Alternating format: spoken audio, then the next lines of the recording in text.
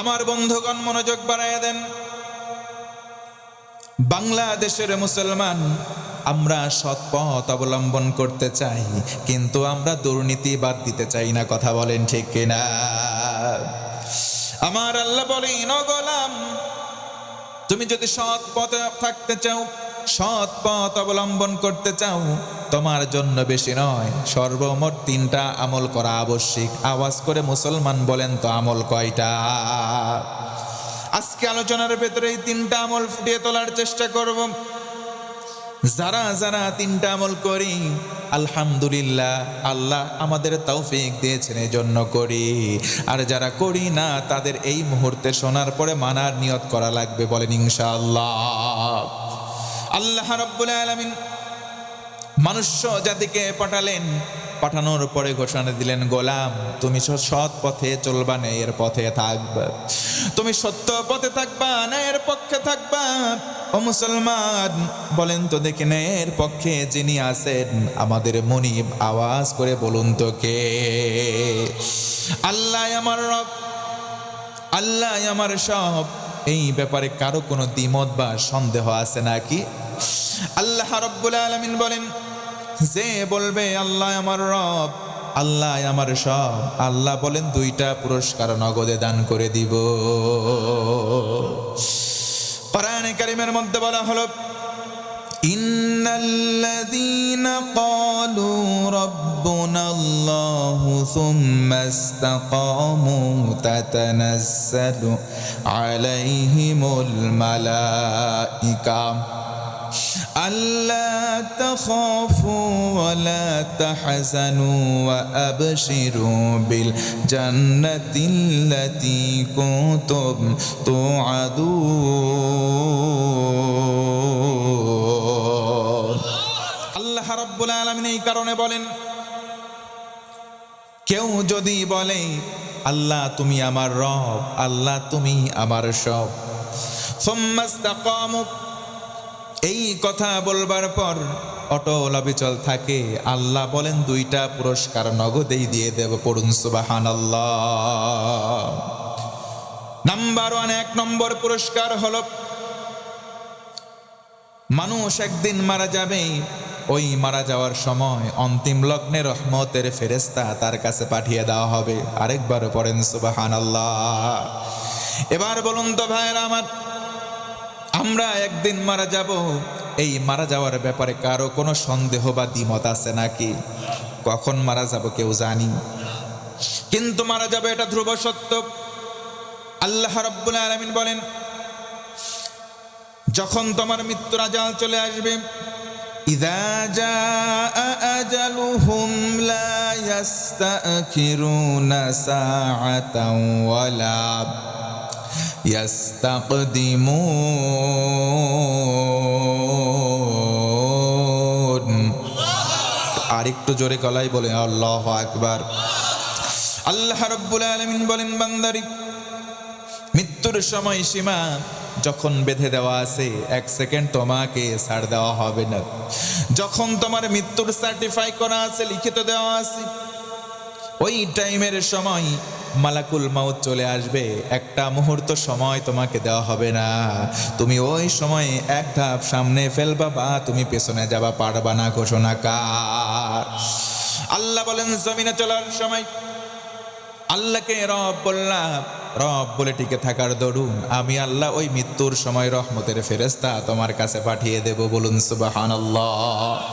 ফেরেশতা এসে বলবে, লা তাখাফু, তোমার কোনো ভয় নাই, ওয়ালা তাহসানু, তোমার কোনো চিন্তা নাই, ওয়া আবশিরু বিল জান্নাহ, জান্নাতের শুভ সংবাদ লাও।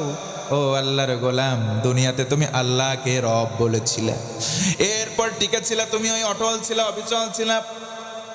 এই কারণে আল্লাহ এতটা খুশি হয়েছেন, ওই যে জান্নাতের শুভ সংবাদ আমার মাধ্যমে তোমার কাছে পাঠিয়ে দিয়েছে। আমরা সবাই অটল থাকতে চাই, অবিচল থাকতে চাই, ন্যায়ের পক্ষে থাকতে চাই, সতের পথে থাকতে চাই। এই জন্য আল্লাহ রাব্বুল আলামিন যেন আমাদের তৌফিক দেয়। পড়েন আমিন। আল্লাহ রাব্বুল আলামিন তিনটা আমল দিলেন। নাম্বার 1, 1 নম্বর আমল হলো আল্লাহর ভয় অর্জন করা। জোরে বলেন তো, আল্লাহর ভয় থাকার দরকার আছে না নাই? আল্লাহ রাব্বুল আলামিন বলেন, ইয়া আইয়ুহাল্লাযীনা আমানুত্তাকুল্লাহা হাক্কা তুকাতিহি ওয়া লা তামুতুন্না ইল্লা ওয়া আনতুম মুসলিমুন।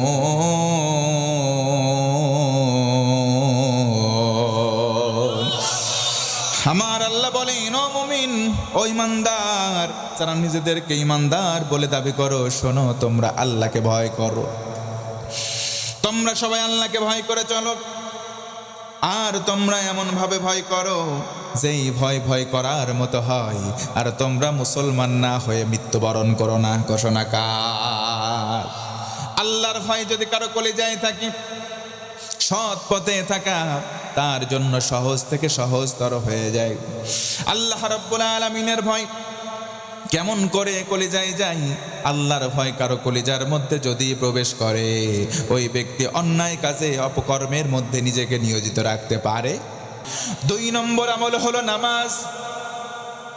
দৈনন্দিন জীবনে নামাজ একটু আওয়াজ করে বলেন তো, কয় ওয়াক্ত পড়া লাগে? আরো জোরে বলেন। কিন্তু 5 ওয়াক্ত নামাজ আমরা অনেকে পড়ি না। 5 ওয়াক্ত নামাজ না পড়লেও মিলিয়ে দেখেন 5 শ্রেণীর মুসলমান আমরা। 1 নম্বর হলো শুকুর আলী মুসল্লি। সারা সপ্তাহ নামাজ নাই, শুক্রবারে শুধু মসজিদে যায় এমন শুকুর আলী মুসল্লি 2-1টা সুলতানপুরে আছে না নাই? 2 নম্বর হলো রমজান আলী মুসল্লি। সারা বছর খোঁজ নাই, শুধু রমজান মাসে মসজিদে যায়। তাদের জেলায় নিয়মিত মুসল্লিরা তারাবির নামাজে সামনের কাতারে জায়গা পায় না। একটু কথা বলেন ঠিক কিনা? তাদের নাম রমজান আলী। 3 নম্বর বরাত আলী। এই মুসল্লিরা সবে বরাতের রাতে এক মসজিদে যায়, সিন্নি নিয়ে যে শেষ হয়ে যায়, দৌড় দিয়ে আর এক মসজিদে যায়। কথা কয় ঠিক কিনা? 3 নম্বর হয়ে গেল। 4 নম্বর হলো কদর আলী। সবে কদরের রাতে যাই। আর 5 নম্বর হলো ঈদ আলী। 2 ঈদের নামাজে যায়, সারা বছর নামাজ নাই এমন মুসল্লি আছে না নাই?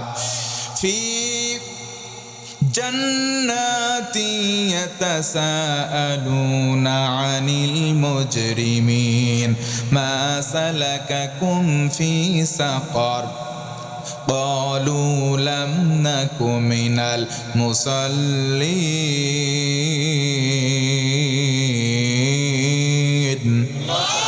আল্লাহ রাব্বুল আলামিন বলেন, বান্দারে, জান্নাতি জাহান্নামী 2 দল যখন জান্নাতে চলে যাবে, জান্নাতীরা জাহান্নামীদের বলবে, ভাই জাহান্নামে কেন আসলা? তারা বলবে, লাম নাকু মিনাল মুসাল্লিন, জমিনে নামাজ পড়তাম না। ও মুসলমান, জানতে চাই, বলেন তো জান্নাতি দল জাহান্নামী দল কি সমান হতে পারে? লা ইয়াস্তাওয়ি আসহাবুন নারি ওয়া আসহাবুল জান্নাহ, আসহাবুল জান্নাতি হুমুল ফাইজুন।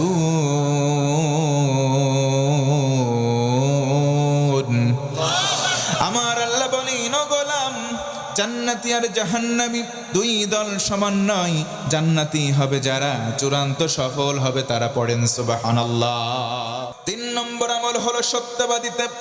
সত্য কথা বলবো, সত্য পথে চলবো। সমাজের মধ্যে সত্য কথা বর্তমানে কমে গেছে। কথা বলেন ঠিক কিনা?